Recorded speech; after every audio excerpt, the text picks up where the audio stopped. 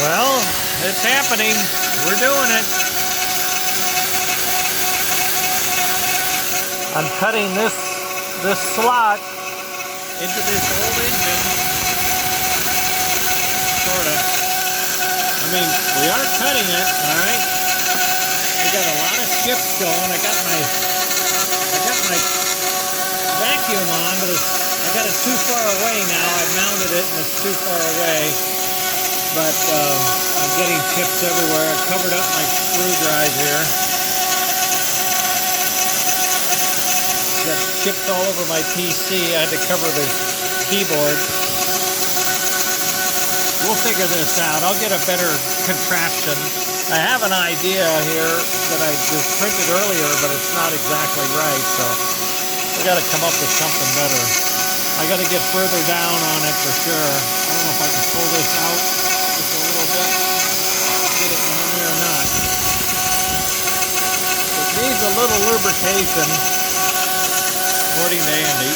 I believe him. I'm trying to pull this down and I can't with one hand. Well, it's making the groove. It's definitely making the groove.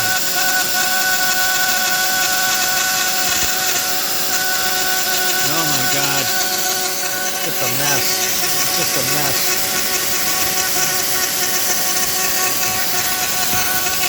You see the liquid helps a lot with the cooling and the cutting. And it kind of keeps the chips local.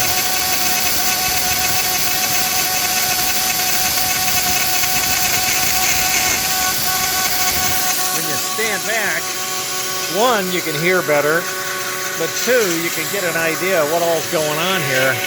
I've got this computer simulation running, right? There's the program that's running.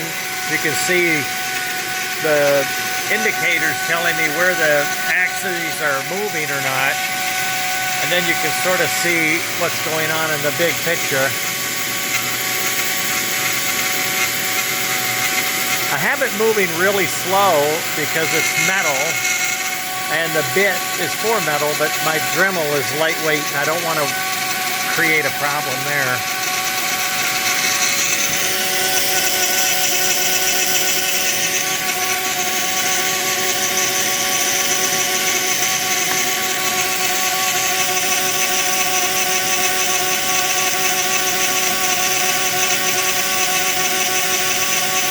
Cutting.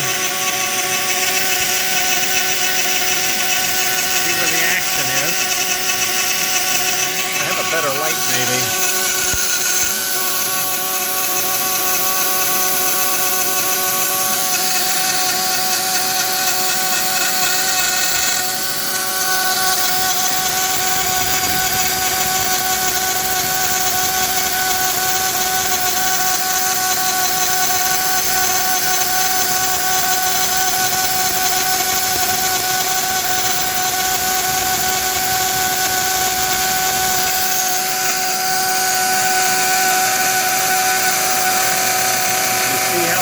Chassis is moving down with the X-axis screw.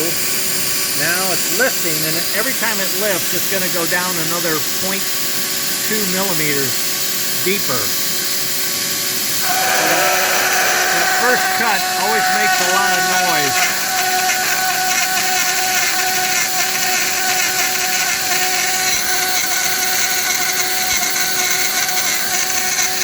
Chips are flying.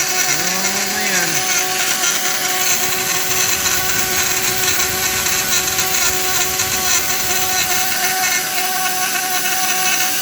Well, if the tool doesn't last, I have more bits. I have more of them. This is the design of the tool. It's a 2-flute. It's made for metal, made for aluminum and lightweight steel.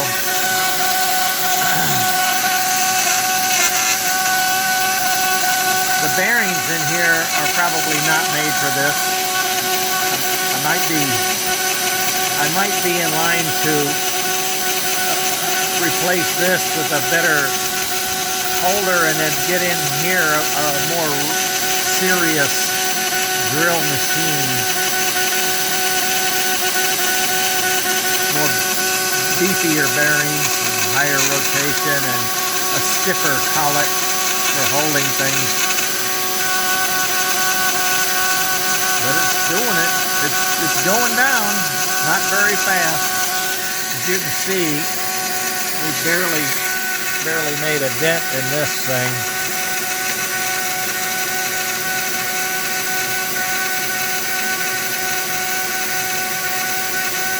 You see, we're just barely down, maybe a tenth or 20th. So we got a ways to go. I got to get down at least midway to that screw hole, because that's where the gear is that I need to have access to. And I put another gear on top of it from up above. See, this is the boss that holds the gear normally, but these guys don't have that. So what I do is I mount a piece of plastic, and it has the boss hanging from the plastic, and I hold the gear down. That's how I get the gear access out of it. Oh boy. Well, I'm not going to bore you with this. It's pretty noisy. I'm just going to let it go until I get called up to lunch. I'm sure I'm going to get a phone call. She can't yell at me. I can't hear her. So, okay. That'll do it for now. And I'll fill you in the big picture. It's working. It's a mini DIY mill, all right? It's very small, very limited range of motion and all that, very lightweight, but all I'm doing is cutting a slot into a cast metal train from the 30s, 40s, and 50s, so I'm not doing, you know, hip replacements or anything real serious there. All right, more later.